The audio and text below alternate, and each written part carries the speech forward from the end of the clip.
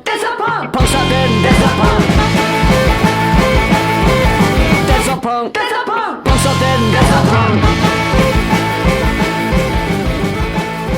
Wow, Stuart, we're back. Fucking hell. We are back, and every single time we come back, I always think it's been bloody ages since we did the previous episode. But how long has it been? 6 weeks? It's been about 6 weeks, yeah. Yeah. Unfortunately, work has got in the way, and we're having to do these on Zoom again. But we're trying to keep up the level of guests to a certain standard, and you won't be disappointed tonight, but I will leave that to the end of this little intro.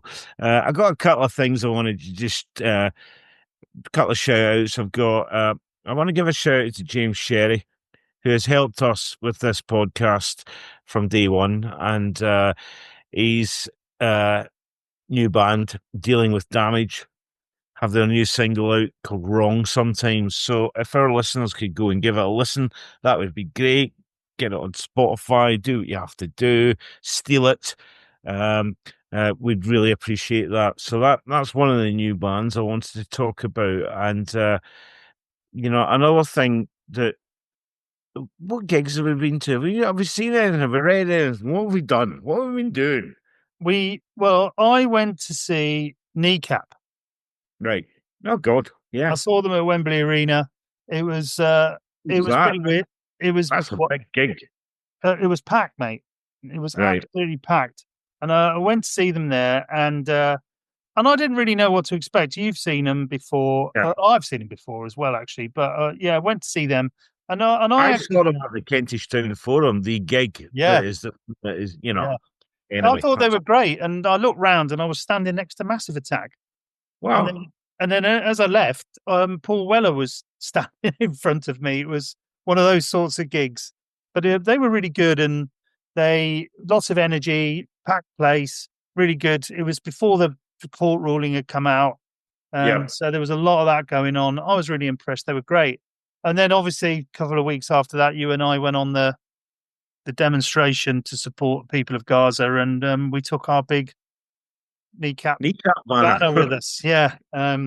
We sailed a little bit close to the wind with certain words we'd used on that banner, and we nearly had our collars felt on a few occasions, I seem to imagine. But it was great because Kneecap actually...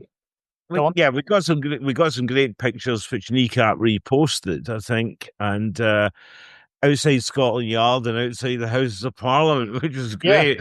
Felt like Guy Fawkes in October. And I was really chuffed when I saw a picture of our banner on the Kneecap socials. Yes, exactly. So that was good. But so Kneecap. I wanted to give an apology. Yeah, go on. I might have killed off a certain music producer before he actually died. Dave Edmonds is not dead yet. He's just, I think I mentioned that in the last podcast. He's not dead. However, the way the press reported it looked as though it was, but when I dug a wee bit deeper, he's still with us. And one of the greatest albums he did produce was King Kurt, Smeg's album. Did he do the King? What, Destination Zululand? I think he did that album. Yes, he was the producer on that. So there you go. There's a bit of knowledge for if you want to go back and listen to the Smeg interview on the pod. King Kurt, fun. I've got a couple of shout outs. I've got one to Alex from Ancient Lights, who I raved about, I think, on the last episode, who are my favourite band at the moment. And I was going to go and see them at the New Cross Inn, and I was really excited, and I was about to set off for the gig, and Alex kindly emailed me and said, "Mate, we're not doing the gig tonight because I'm ill." So he stopped me walking all the way down to the New Cross Inn to see them. But apparently they were really busy because they're working on an album. So I'm waiting for that album, Ancient Lights, and the next gig. So thank you, Alex, for saving me a rather long walk and a big dose of disappointment. So thank you, Alex. Well, that wasn't the only gig we missed at the New Cross Inn. We were meant to go to Subhumans, and I was really ill. Yeah. It was a Sunday night. It was a school night. I was really ill, and I blew it out. And, I'm sorry, Dick, but we will definitely be there the next time to see you. Yeah, apologies for that. Any other gigs? Have we done it? Have we been to see anyone else? Yeah. There was another gig, but we're going to talk about that in a minute. Yeah, Saturday I went to it was 229. It was more a 80s night than a sort of punk night. It was Bow Wow Wow. And Annabelle Lewin, obviously with her connection to McLaren and McLaren writing C30, C60, C90 Go. It was interesting. That's all I'm going to say. It's interesting. And so that was Saturday night, and then we ended up in the Royal Exchange Wow. and hung out with Paul from the Clash. So that was pretty cool. Yeah, And, I can't really compete with that in terms of the coolometer. What I can say is my very good friend Nick Evans sent me a message today, which is from Colin from Flux of Pink Indians, who's just finished work on what I can only describe as one of the most amazing books I've ever seen. It's absolutely beautiful. They're like hand finished. And it says in the message here, it's more than 4 hours to prepare one of these books. They're £100, but they look Right. well worth it, plus postage. So I'm going to be trying to find out where I can get one of these books and sell in some major organ in order to buy it. But it looks amazing, and like, we'll give it a plug next time round. yeah, Definitely. And I'll get in touch with him and see if we need to have him on actually in the podcast. yeah, We've definitely. talked about it for definitely ages. have. I mean, what a band! And Another thing I wanted to mention, the interview with Ed from the Saints, because we're now doing these on Zoom, we're back to just audio only. So the YouTube channel is still there, but we're not. We might be able to get this one up onto YouTube. Yeah, but we'll see. So bear with us on that. We're Luddites. We're of an age yeah, where social media is taking over the world, and we're slowly catching up and catching along. But no, it was 2 weeks ago on Friday. I got back into London, and we met up prior to going to probably one of the best gigs I've seen this year. yeah, well, I would agree with that. Yeah. Before you talk about that, because it's a segue into the guest, just a big shout out to Andy and the people at home for helping us with the podcast, and doing the merchandise that we do that everybody always asks about. So if you're looking for a workspace, where did you get your There's Not Punk t-shirt? T-shirt, yeah, we will be making some more of those. Not really selling them at the moment, but we'll probably get there. But thanks, Andy. Thanks, everyone at home for supporting us. We really appreciate it. And if you're looking for somewhere to work in London, do a lot worse than looking at the guys from home. Right. So we went to this gig. So the 100 Club 2 weeks ago on Friday, and it was a good one for me because it was a Scottish band, and I like to support my fellow Celts and all that, and I'd always been a big fan of a certain Richard Jobson from his time in the Skids to.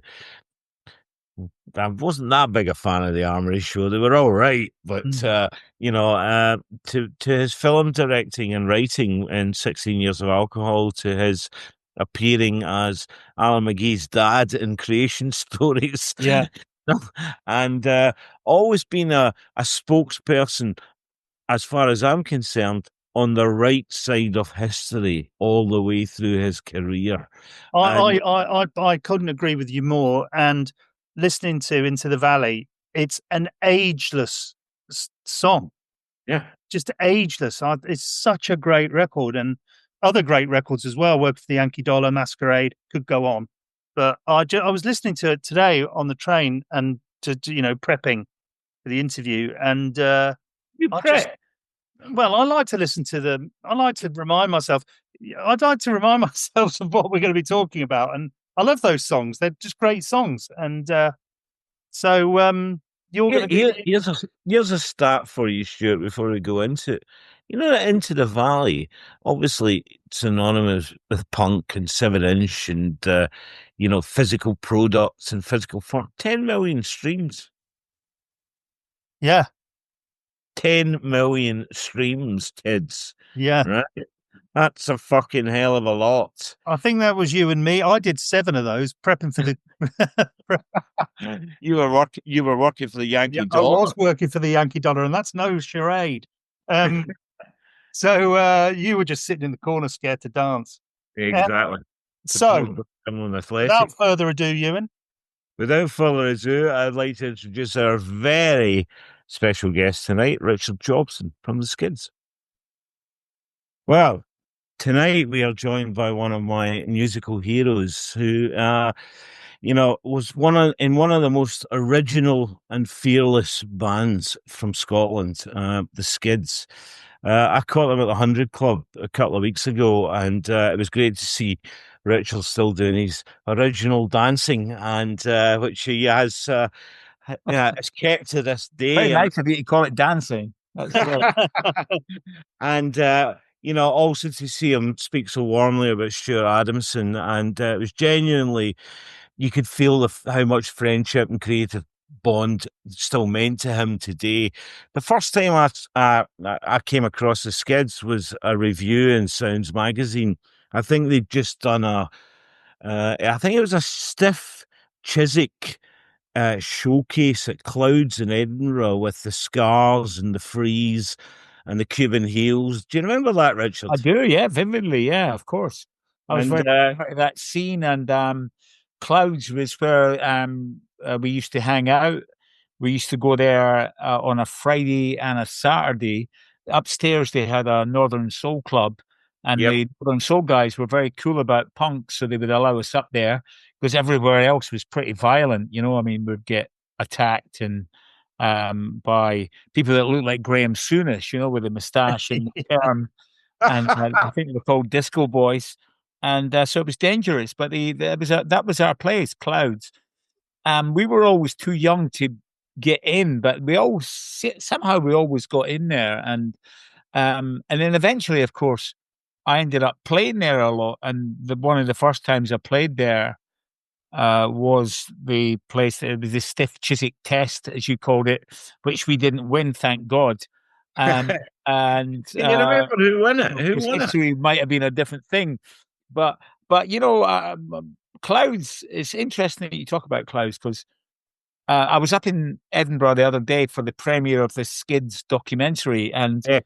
it was in the Cameo, which is in Toll Cross. That's the area where Clouds was. Was that where Coasters was as well? That's right, yeah. And Clouds was a really important gig for us because, like, the first band that came up from England to play in Scotland was The Damned, and Right. just after Neat Neat Neat had come out. And I remember buying their album on that morning, and on the back of that album it was Eddie and the Hot Rods instead of the Jam. They had made a printing error on the album, and I remember hanging around for the band to come to sign it for me because I was still at school then, believe it or not. And I was at St. Columba's, and I had to go along, and I was standing there, and I had a copy of the new Damned album, and it was Eddie and the Hot Rods on the back of it. It was the weirdest thing. But now, of course, that album is worth a fortune because it was a collector's item now. But I remember so Clouds was a very important place to me. I remember we played with the Buzzcocks there. We eventually played with the Damned. Played with did the Banshees play there? I think they might have done.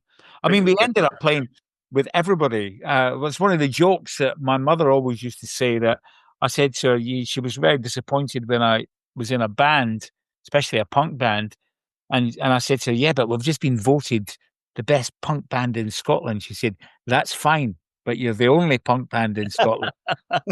and which was kind of true in an odd way, because a lot of the other bands that you've just mentioned, Ewan, were already kind of in a place before punk happened, and they appropriated it like a lot of the pub rock bands did in London. So, like the Valves and you mentioned the Freeze and many other bands, they weren't really punk bands. I think the Skids were a punk band. There's no two ways about it.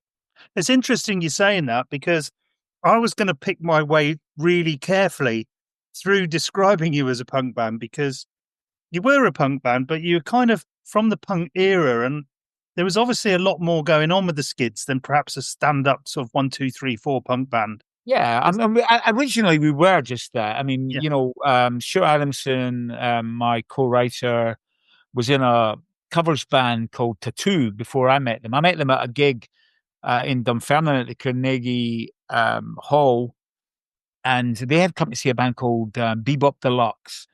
And I had come to see the support band called Doctors of Madness, who I loved. I loved the guy called Kid Strange. I loved the sci-fi. That was a thing that I loved as a kid, that sci-fi kind of punk, cyberpunk thing. Doctors of Madness had it. I think Alex Harvey had it to a degree. Yeah. Alex Harvey comes up in this podcast every time. Yeah, no, I loved Alex. I mean, my two great icons as frontmen, you might say it must have been John Lydon, or it must have been, I don't know, Susie maybe. But in fact, it was Alex Harvey and Iggy Pop, of course. Yeah, right. Two great frontmen for me, and I idolized them. But I loved the way that a lot of the kind of post Bowie bands merged a kind of sci-fi cyberpunk thing, and I really loved that as a kid. And so I was at the gig to see Doctors of Madness. I had no affection for Bebop Deluxe whatsoever. Thought they were a rock band. I hated rock music as standard, straightforward rock music and guitar solos and all that shit. I really loathed all that. And so that's where I met Stuart. However, already a fairly accomplished guitar player. However, Bill Nelson did produce one of the Skids albums. But he did. He produced Masquerade, which was one of my favorite songs, and he changed the way we sounded. And he did Days in Europa, which some people think is the best Skids album. It's a very creative album. But you're right. The Skids were not just a straightforward 1, 2, 3, 4 Ramones Clash copy band. There was something else going on, and I think essentially it was Stuart Adamson had a very idiosyncratic way of playing guitar. He was a very technically talented guitar player, which, of course, most guys his age in punk bands were not. And my lyrics were my lyrics, and they got a lot of stick at the time, but they've stood the test of time quite well, in fact. And, the words that I wrote, like things like Working for the Yankee Dollar or Into the Valley, Sense of Coming, they actually stand up now probably better than they did way back yonder. Exactly. I think you blended kind of heritage, history, sort of community. So there's this sort of emotional depth. I don't want to blow smoke up your ass, but emotional depth to the songs that you didn't get in a lot of other bands at the time. Well, there was a folksy element to what we did. And I've never really talked about this much, but, for example, my mother was a singer. She sang in the clubs, and she sang kind of combination of Irish and Scottish folk music, mostly Irish. And so that was already kind of in my DNA in a weird kind of way, but in a different way from Stuart, because obviously Stuart took his folksiness into big country. And I'll be very honest with you, he was my friend, and I respect his success and all that. But Big Country was a rock band. They were a very straightforward rock band. I mean, if I was going to be cruel, I'd say it was status quo with bagpipes, and it was, but it was very successful. Yeah, that's not what the Skids were. And when I say we had a folksy element, I mean I think there was a kind of anger in the songs. But it was very musical. And if you think of songs like Hurry On Boys, for example, it's a very good example from the Absolute Game album. That's a very folksy song. It's like a sea shanty, but it's got rage about it, and I think that's where I was coming from, when there was a folksiness. That sort of, that sound I spoke to Stuart about at the gig, there's also quite a military sound to the beats that you do as well. You can feel as though it might have been a sea shanty, or it might have been sung on an airfield or whatever during the war. Some of them, they had a bit of that, and that's what I really loved about Well, the songs were about those things. I mean, you think Into the Valley essentially was originally the song was called Depersonalized, which is not exactly the catchiest of titles. And when David Batchelor, who was our first producer, who I might add was the producer of Alex Harvey, right, and there's a band called Tear Gas, which was the beginning of the Alex Harvey band, was our first producer.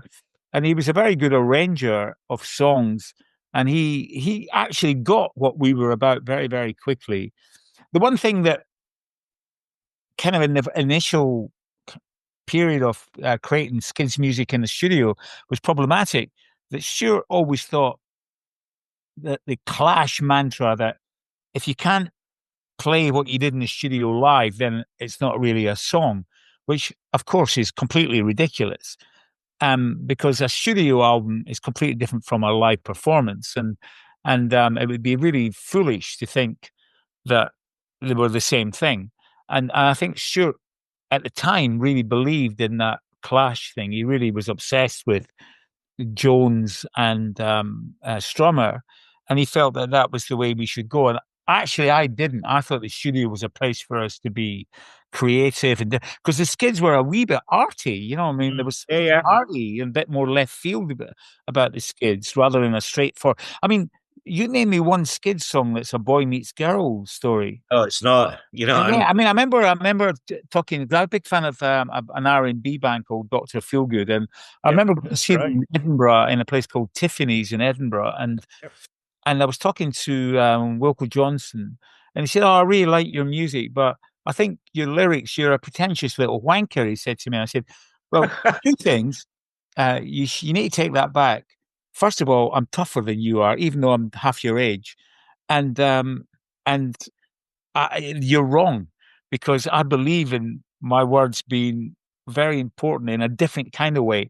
Because he told me that a pop song should be boy meets girl, boy falls out with girl, boy gets girl back again. I went, fuck off. Yeah. That is bullshit. And you name me one Skids lyric No. that goes down that line. There's not one. No, I mean, there's not. that Masquerade is about Guernica. It's even got the word Guernica in it. You know, the during the Spanish Civil War and the Picasso picture. Exactly. So you know, we were trying to be, and you know, what is wrong with pretentiousness? By the way, this whole thing that because you were, you know, young and ambitious and wanted to reach out further than you should have done, that you were a pretentious little prick. I fucking hate that. You're not pretentious just because you don't want to stay in your place. Well, it's ambition, you know, and I think I got confused.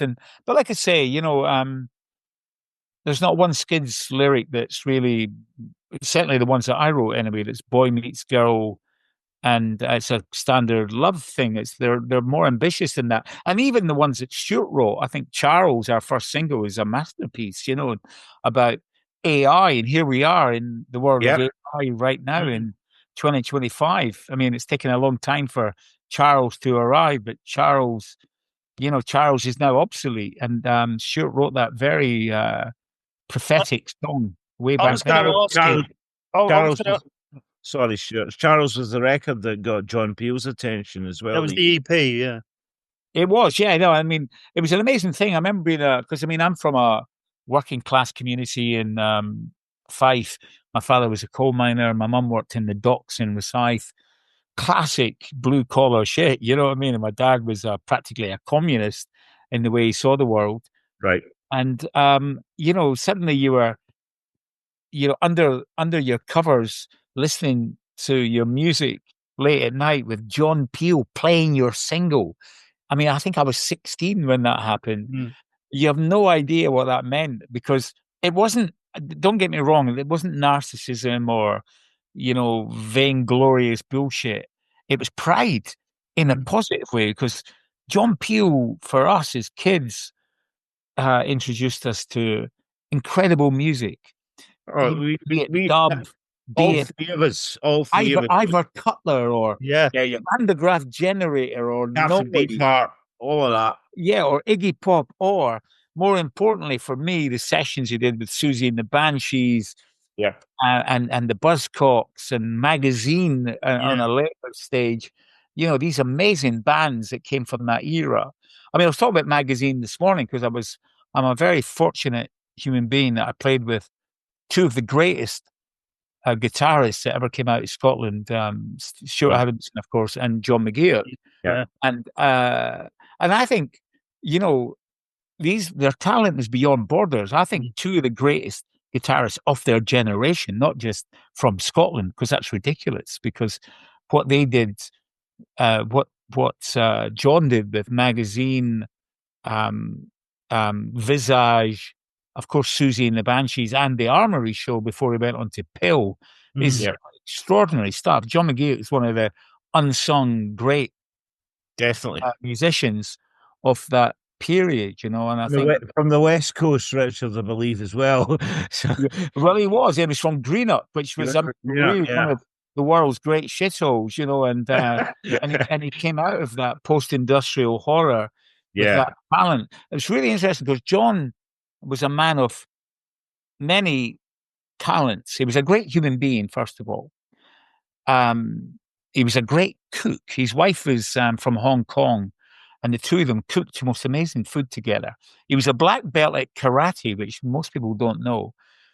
And he was a great painter because he went to Manchester Art School, of course, and he was a great painter. But John could sit with a guitar and play, like if you sit to him, play that Jeff Beck thing.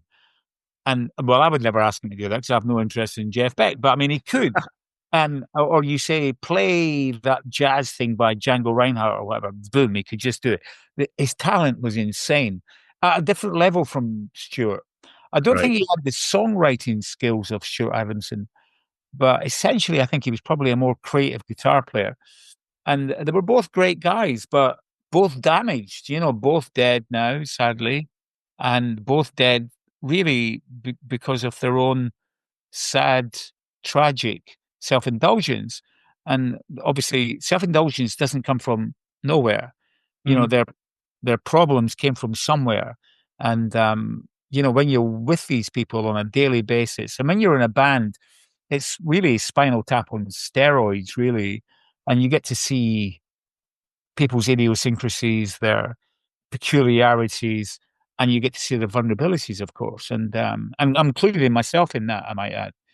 But I mean, with I was actually going to touch on that, Richard, because one of the things that inspired me, in following your career was the fact that you talk openly about epilepsy, and it's my eldest son suffers with epilepsy and seizures, and can't drive and stuff like that, and it's good to see people from a generation talking openly about it. These things, when we were growing up in the 70s, things like that weren't talked about at no, all. they weren't. I mean, it was like you had. I mean, certainly at the school I went to, when I had a seizure, it was almost like you were touched by the devil. Nobody wanted to be your friend, which adds to your alienation. As a kid, you were.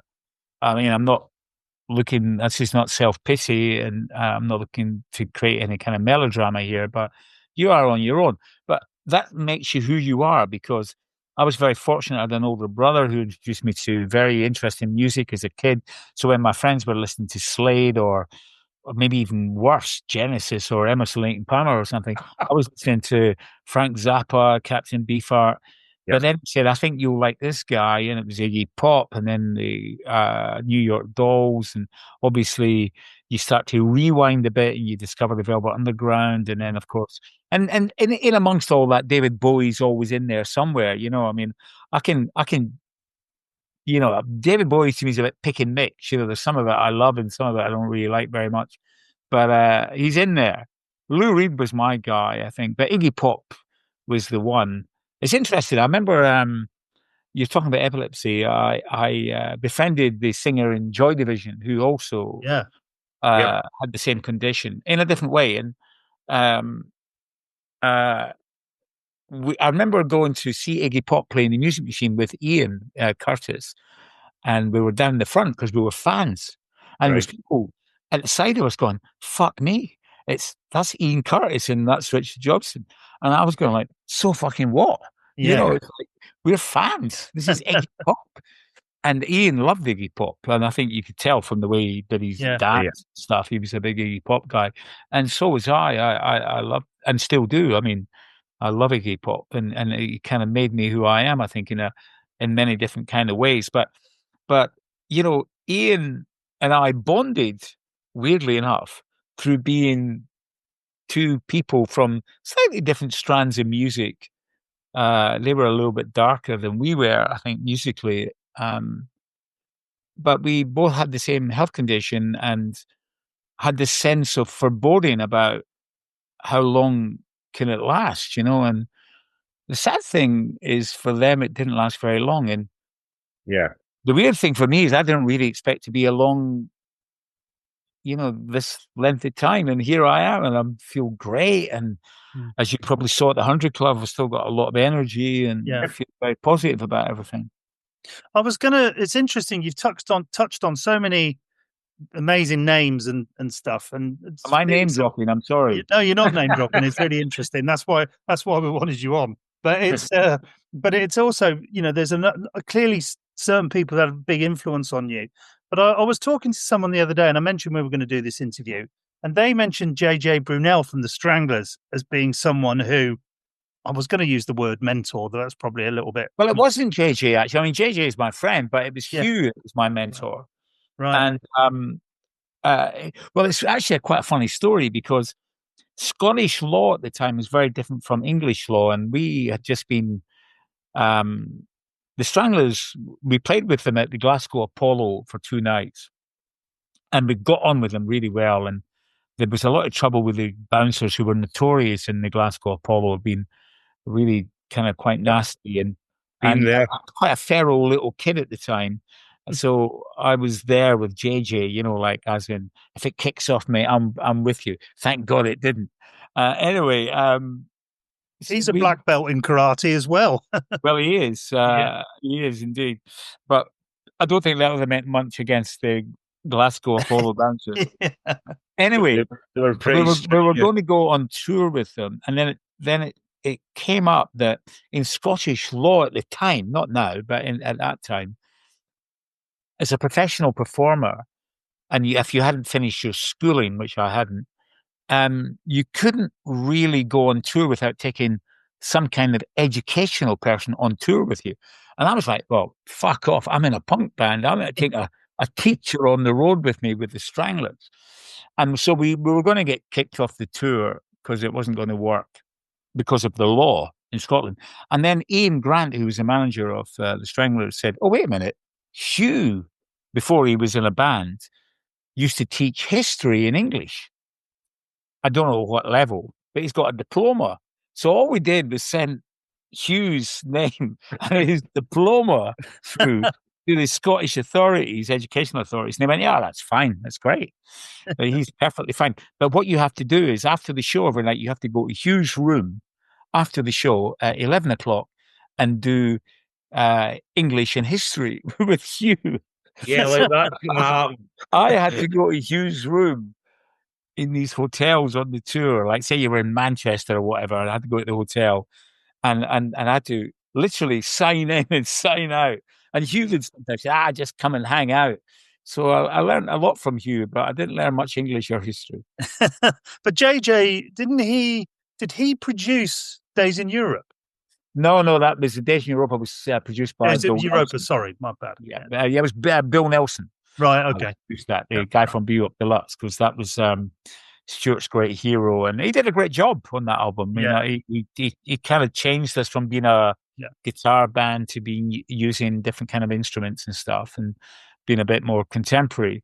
But then we went back to the Absolute Game, and we focused back on Stuart's guitar playing. And you would have witnessed that at the 100 Club, because that's what we did. We did, I think, the multitude of songs we did that night from the Absolute Game. And it's a cracking album, it's got a power to it. But you get to that song Arena, even as a performer, you can feel the hairs from the back of your neck stand up when you're singing that kind of anthem at the end of it. It's very powerful. One of the things I was going to ask you, when you signed to Virgin, did you move to London then, or did you stay in Scotland? Because if you remember rightly, Richard, it's always been, you've got to move to London. Well, you don't have to today. You don't have to. No, that's true. Yeah, of course. Well, the rest of the Skids did not move to London. Stuart Adamson made a point of making his home Dunfermline from the beginning to the end, which may have been a mistake, I might add, I think, because it's a small town and he was a very, very big fish in that pond, so I think that might have been problematic for him. But certainly I decided very early on that I was going to have a fairly itinerant life, and I think that's probably due to the health condition and stuff, where I decided that I'm going to try and get as much out of life as I can before life's taken away from me. And so my attitude was to go out and do as many different things as possible and stay in different places. And certainly London was a big part of my life. So I scattered from Scotland when I was about 17 and literally never went back. I mean, I've got a great love of the place, of course, but I left quickly. And that wasn't just to go to London, it was to go to other places. I went to Berlin, Brussels, New York.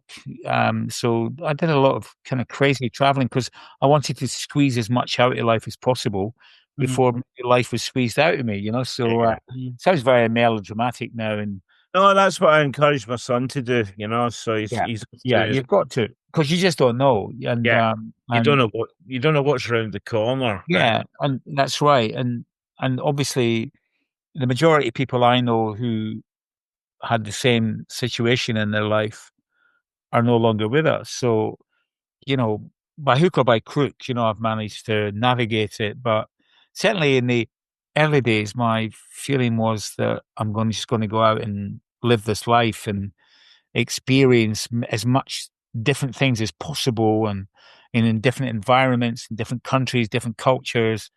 Whereas that really became the crux of where Stuart and I diverged and went in different directions, because he was a homeboy.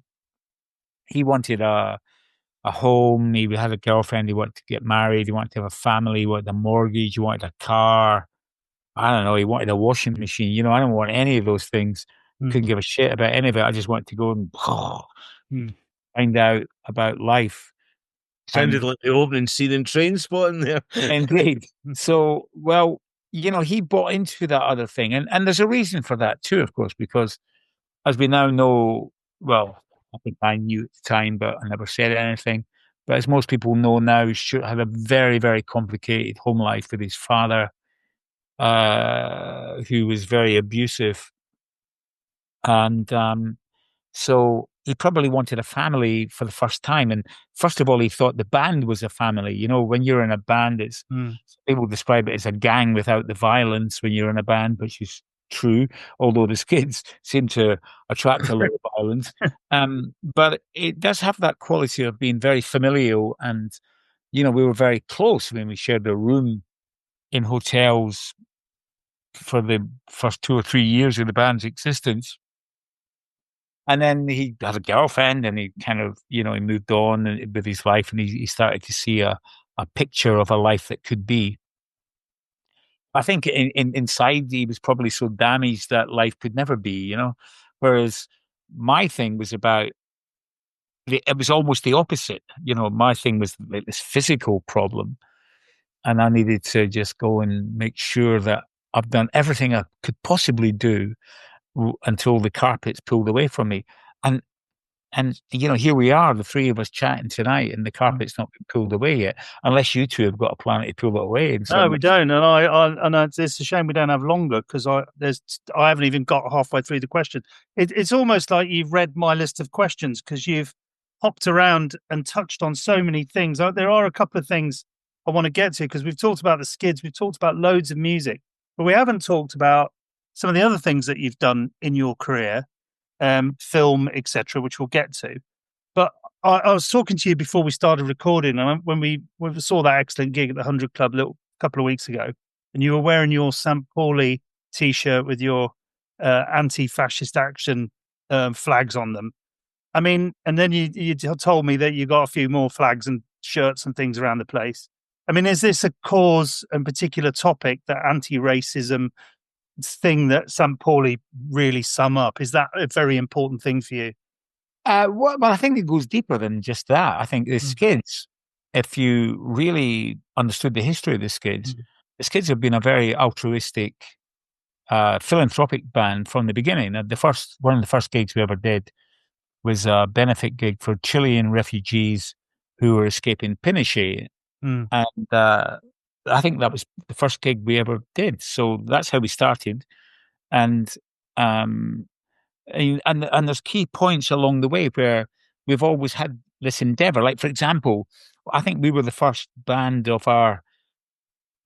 within the genre of punk who decided to do matinees. And the reason we did that is because I was so young that most of the people my age couldn't come and see us because we were playing, 9 o'clock in the evening in venues that sold alcohol. So we managed to persuade all of the venues to do a 5 o'clock matinee. So we were probably the first band to do that. So we did matinees. We had a sense that there was an audience out there for us who were young, who were smart, who were, inclined towards this kind of music, and they deserved it. So they came straight from school, like I used to do, like I went straight from school. You see the Damned, for example, or the Clash on the White Riot tour. So it all made perfect sense to me. And even up to like recently, Dunfermline Athletic, who are our local football team. I was coming to that, Richard. I was coming to that one. So their football strip is Scared to Dance, the sleeve, and all the money from our profits go to the White Ribbon charity, which is trying to raise awareness about male violence against women and abuse of women. So Russell has also got a website as well with other artwork that he's done, and some of that money's going to charity as well. Well, that's great, because that's years, yeah. These are all things we believe in, and also, I mean, so getting back to the St. Pauli thing, St. Pauli are a kind of punk rock football team, really. I mean, that's how it started. I mean, they've always been there, but they weren't particularly that interesting. And then all the squatters who lived in the St. Pauli area of Hamburg started supporting them and brought in all these values, and the club embraced it to this day. So if you support St. Pauli, it's a statement of who you are. You have values that you believe in. You feel you have a world view that you share with the people around you. And essentially, most importantly, you're ferociously anti-fascist. Yeah. And I always have been. I mean, of course, punk rock was built on irreverence. And in the early days, people appropriated symbolism as a matter of irreverence. So people wore, like Susie, who's not a fascist, she's a friend of mine, she's never been a fascist, wore a swastika. And it was only as a way of activating people's anger and stuff. It was very stupid and a bit naive. And in retrospect, probably everybody would have thought, maybe I shouldn't have done that. But, for example, the Skids entered a minor controversy with the sleeve of Daisy Europa, which has an Olympian figure having a laurel put on his head, because the album was originally going to be called The Olympian. And that image is from the 1936 German Olympics. So people thought there was a kind of fascist underbelly to that, which I was so angry about, because the Skids have always been a band who is fiercely against any of those kind of things. And I wear my anti-fascist St. Pauli top with great pride, or Gegenrecht, as they say in German, which is, a fist into a swastika, smash the right. Gegen Nazis. Yeah. That's right. I mean, the reality for all of our lives here in the United Kingdom is that our next government will be reform, whether you like it or not. So you're entering a very strange period in your own history, and it's people like us who have to stand up to this. Well, you've got to pick a side, haven't you? You've got to pick a side. But look, we're getting down to the last minutes because we're recording this on a platform that cuts off after a certain amount of time. I apologise for that. However, just one thing I wanted to ask, because we've talked, as I said, I wanted to talk about film, etc. Because you've got a great sort of catalogue of film works that you've been involved in, but nothing since sort of 2012 sort of era from memory. Are you going to, unless I don't know something, is there any other plans to do any more film work? Yes and no. And the no is, the reason I'm being slightly hesitant in answering you is because when you make a film, you need minimum 50 people.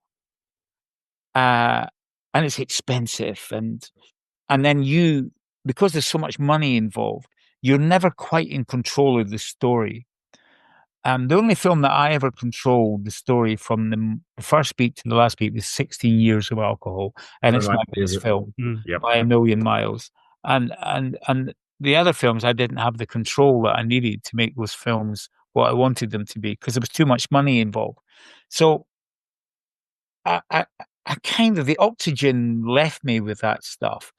And to be honest with you, the place that I'm happiest in is with my pen and a notebook sitting writing, because I do that on my own and I don't need 50 people or 100 people or 150 people. A band, the band is I've got a very comfortable situation with my band, and that's very cool. And we all know what we're doing, and I'm very generous about how that works. But a film, to be honest with you, you need so much and so much money that it doesn't suit where my head's at anymore. And I actually have lost belief in film. So I'm not sure I'm a powerful enough person to instill that belief again. But it does definitely sound like a never say never. It sounds, and although you've got this sort of feel you've fallen out of love a little bit with it, it doesn't mean you're necessarily not going to fall. I mean, there's one there that's on offer at the moment, and I'm really happy doing the Skids thing. It makes me. I love writing my books, and in fact, one of my books has just been bought to be turned into a film, but not by me, and that might be where the future works for me, where I'm actually writing stuff for other. That's how it began, I might add. I was writing for other people. When you've got that together, you're gonna definitely have to come back on and. Yeah, of course. I'm sorry that I spoke too much and didn't give. No, you haven't spoken. No, you can't speak too much because you're the guest. That's so. Look, but we are going to have to wrap it up because we're going to run out of time, and I don't want to just get cut off. So, just want to say thank you so much. Well, brilliant conversation. I mean, we could have talked all night, but yeah. Well, series 3 is about culture, so we'll definitely have you back on, Richard. We'd love thank you. Well, that was great. Well, thank you so much, and it was a lovely way to spend Tuesday evening. And we'll get a message to you when we put this out, so you can. Sure. Yeah. Great. All right. Thanks so much. All the best. See you soon. Wow, Stuart, that was great. I really enjoyed. Yeah, what a lovely, lovely man, and thank you so much, Richard, for that. I mean, it was really difficult to sort of keep. I was reading my notes, and every time I went right, I'm going to jump in with a question. He started talking about the topic I was going to ask about, which was absolutely brilliant. What an amazing guest! Well, absolutely. I mean, I could have listened to him talk about the scene all night, and we've got to have him back on. Some amazing people that he'd hung out with. Yeah. And, the stories that he, the way he told them with such genuine warmth as well, and love and passion. And, one of my questions that I had that I didn't get to ask was, why did you reform the band? But you can see he still loves, being in a band and, having that, passion and, when they played, I mean, he's still fit as fuck. Oh no. I mean, when we saw 100 Club, it was like, Jesus Christ. Yeah. He's just having a great time with it. And I just regret my slight slip of the tongue where I called Days of Europa Days of Europe, which was, I can honestly tell you, was a complete brain fart. But so apologies, Richard. That was just me being at the end of a very long work day. So fantastic. Absolutely love that. So what's next for us, Ewan? We've got a couple of things coming up. There's also those. We're going to see the Swans. Yeah, we're going to see the Swans at the weekend. I'm going to see Anti-Sect in a couple of weeks. Of course you are. Yeah. I've got a ticket for that if you want to come. Have you? Yeah. Where's that? The New Cross Inn? Yeah. Our new home. Yeah, you got to come. I'll talk to you about it after this. People don't have to hear our social arrangements on this podcast. Exactly. I'm going to make my dinner. All right. Okay. Well, look, it's brilliant. I absolutely love that. Richard Jobson, you're an absolute fucking legend. And we will see everybody next time with our next guests. And thanks for listening. Thanks a lot.